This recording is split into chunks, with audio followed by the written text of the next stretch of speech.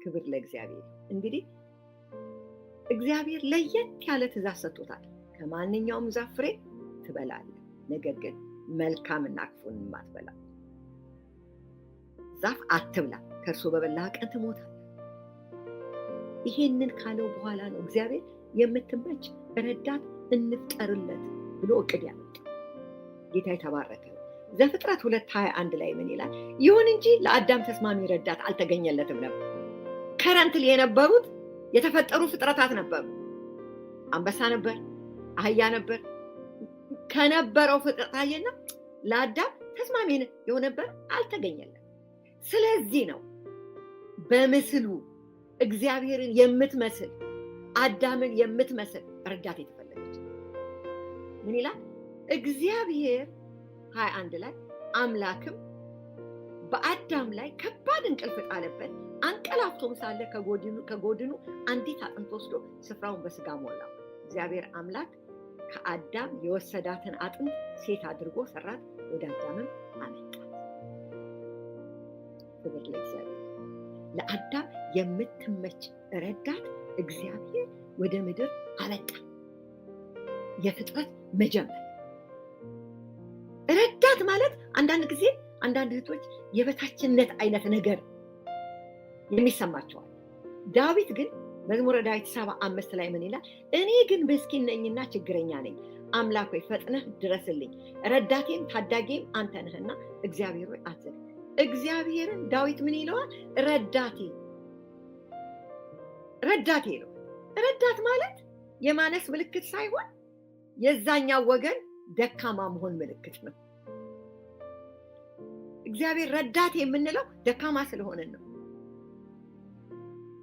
እርዳታ የሚያስፈልገው ሰው ደካማ ጎን አለው ማለት ነው። ረዳት ማለት ደግሞ ያን ደካማውን ኤሪያ የሚሸፍን ማለት ነው። ክብር ለእግዚአብሔር። እንዲህ ነው እግዚአብሔር ሴትን ሲፈጥር የፈጠረው።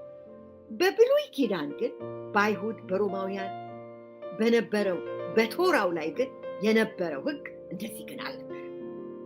የአይሁድ ራባዮች ቶራውን ሴቶች አያስተምሩም ነው። አንድ የጂውሽ ታልሙድ ቶራውን ለአንዲት ሴት ከምታስተምር አቃጥለው እንዳታስተምራት ከምታስተምራት አቃጥለው። በብሉይ ኪዳን በቶራው ላይ አንዲት ሴት ሳንቲም ለአንድ ራባይ ስትሰጥ እጇን ከነካው ረክሷል፣ ንስሐ መግባት አለ። የሴት እጅ ስለነካው ረክሷል ይላል። ሳንቲም ከእጇ ሲቀበል ከነካው አይፈቀድም፣ ንስሐ መግባት አለ።